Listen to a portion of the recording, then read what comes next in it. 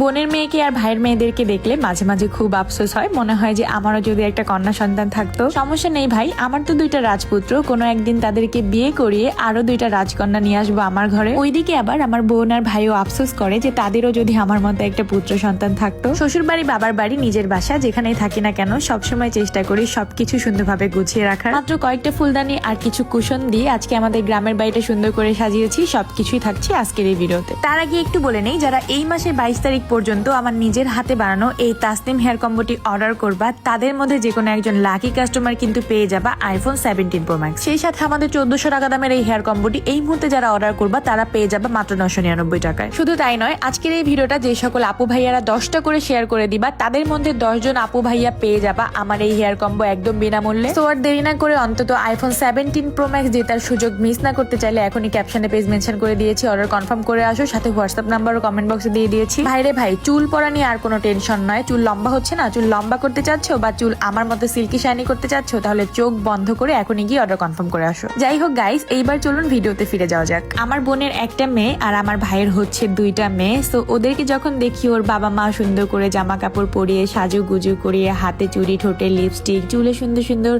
Clip দিয়ে সাজিয়ে সাজিয়ে নিয়ে ঘুরে বেড়ায়, তখন নিজেরও খুব আফসোস হয় যদি আমারও একটা কন্যা সন্তান থাকতো। বাট এটা ভেবে আবার নিজে নিজে মহা খুশি হয়ে যায় যে একদিন আমার 2টা ছেলেকে বিয়ে করিয়ে আমি আমার বাসায় 2টা রাজকন্যা নিয়ে আসবো। যেহেতু আমি নিজে রান্না বান্না থেকে শুরু করে জামা কাপড় বানানো, সাজগোজ থেকে শুরু করে সবকিছুই পারি আলহামদুলিল্লাহ। সো নিজের 2টা বৌমাকে নিজের হাতে সাজাবো, নিজের হাতে রান্না করে খাওয়াবো ইনশাল্লাহ। ওইদিকে আবার একটা মজার ব্যাপার হচ্ছে, আমার ভাইয়া অলওয়েজ আফসোস করে যে ভাইয়ারও যদি আমার মতো একটা ছেলে থাকতো, বা আমার বোনও বলে যে আমারও যদি একটা ছেলে হইতো। সো দেখেন, আসলে আমার 2টা ছেলে নিয়ে আমি ভাবি যে আমার যদি একটা মেয়ে থাকতো, আর ওদের মেয়েদের নিয়ে ওরা ভাবে যে ওদের যদি একটা ছেলে থাকতো। যাই হোক, শুধু এতটুকুই বলবো যে আল্লাহ সবার মনের আশা পূরণ করুক, আমি বাসাতে খুবই ব্যস্ত থাকা হয় বিজনেস নিয়ে, সংসার নিয়ে, আমার বাচ্চাদেরকে নিয়ে। সো সময় করে আসলে ওইভাবে বেশ কিছুদিন বাহিরে যাওয়া হয় না।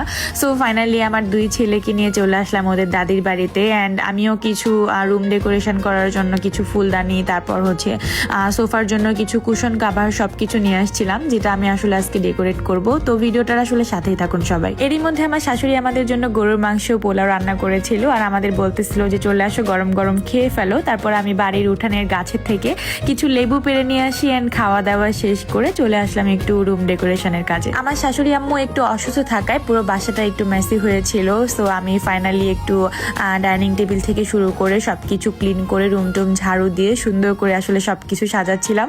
ওইদিকে আমার শ্বশুর শাশুড়ি, আমার হাজবেন্ড সবাই মিলে বসে গল্প করতেছিল। বেশ কিছুদিন আগে আমি আমাদের গ্রামের বাড়ির সোফার জন্য কিছু কুশন অর্ডার করে রেখেছিলাম, তারপর কিছু কুশন কাভার আবার কিনে নিয়ে চলে আসছি। সাথে কিছু সুন্দর সুন্দর ফুলদানি নিয়েছিলাম টি টেবিলে রাখার জন্য, দেন ডাইনিং টেবিলে রাখার জন্য। আমাদের লাস্ট ভিডিওগুলোতে সবাই দেখেছেন যে আমরা সবাই মিলে সিলেটে একটা ট্যুর দিয়েছিলাম, অ্যান্ড সিলেট থেকে আসার সময় কিন্তু আমি সাথে করে এই বেতের 2টা টুল নিয়ে আসি।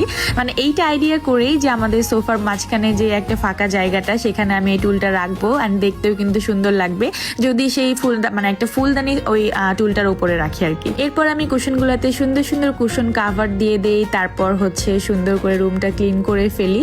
দেখেন দেখতে মাশাআল্লাহ কত বেশি সুন্দর লাগতেছে। আর এই টুলের উপরে ফুলদানিটা রাখার পরেও আসলে দেখতে বেশ ভালো লাগতেছে। মাঝখানে টি টেবিলের উপরে একটা রেড কালারের হচ্ছে একটা ফ্লাওয়ারের একটা রেখেছি, মানে টপ রেখেছি, সেটাও কিন্তু দেখতে বেশ সুন্দর লাগতেছে। আপনাদের এমিলি আপু আবার যেখানেই যাক না কেন, সেটা হোক বাপের বাড়ি, হোক শ্বশুর বাড়ি, বা হোক নিজের বাসায়, সবসময় সবকিছু সুন্দরভাবে গুছিয়ে রাখতে পছন্দ করে। যেহেতু গ্রামের বাড়িতে প্রচুর পরিমাণে ধুলা বালি সবকিছু থাকে, এন্ড গ্রামের বাসায় আসলে এই টাইপের সোফাগুলা খুব তাড়াতাড়ি মেসি হয়ে যায়, যার কারণে আমি কিন্তু সোফাতে প্লাস ডাইনিং টেবিলের চেয়ারগুলাতে হচ্ছে এক্সট্রা কাভার ইউজ করব। সেটাও আমি নেক্সট কোনো ভিডিওতে আপনাদের সাথে শেয়ার করব। বিকেলের দিকে ময়নকে সাথে নিয়ে চলে আসতেছিলাম, কারণ আমাদের আজান বাবু ময়নকে ছাড়া মনে হয় তার চলেই না। ময়নকে হাত ধরে টেনে নিয়ে আসতেছিল যে ময়নের যেতেই হবে। তারপর আমরা ফার্স্টে একটু অফিসে গিয়েছিলাম, অফিসে বেশ কিছু কাজ ছিল, কাজগুলা শেষ করে বাবুদেরকে নিয়ে আমরা আবার চলে আসি একটা রেস্টুরেন্টে খাওয়া দাওয়া করতে। আমার 2টা ছেলে ঘুরতে যাওয়ার জন্য এত পরিমাণ পাগল, মানে আমার ছোট ছেলেটার কথা না বললেই নয়। এতটুকু বয়সে সে জাস্ট বাড়ির আমার বাসার দরজাটা যখন খুলি তখন সে পাগল হয়ে যায় দরজা দিয়ে বাহিরে যাওয়ার জন্য। আর আমার বড় ছেলের কথাটা আমি বাদই দিলাম। আর এদিকে আপনাদের আজান বাবু যদি একবার বাহিরে বের হয়, সে প্রশ্ন করতে করতে পাগল করে ফেলে, মামা এটা কি, মামা ওটা কি, আব্বু ওইটা কি, ওইটা কি। মানে ওর প্রশ্নের জবাব দিতে দিতে আসলে আমরাই হয়রান হয়ে যাই। আমার দিনরাত 24 ঘন্টার মধ্যে মনে হয় আমার 20 ঘন্টাই কাটে আমার বাচ্চাদের যত্ন নিতে নিতে। ওদের দুইজনকে মানে একজনকে খাওয়াতে খাওয়াতে আরেকজনের ক্ষুধা পেয়ে যায়, আরেকজনকে খাওয়াতে খাওয়াতে আবার আরেকজনের ক্ষুধা পেয়ে যায়, একজনকে গোসল করাতে করাতে আরেকজনের গোসলের সময় হয়ে যায়। মানে সবকিছু মিলিয়ে আমার মনে হয় একজন মা অলরাউন্ডার, একজন মা মনে হয় ওর 2টা হাত দেখা গেলেও একজন মায়ের মনে হয় মানে 10টা হাত থাকে। যাই হোক, সবকিছুর জন্য আলহামদুলিল্লাহ। আপনারা সবাই আমাদের জন্য দোয়া করবেন যেন সারা জীবন আমি আমার স্বামী সন্তানদেরকে নিয়ে এভাবেই ভালো থাকতে পারি।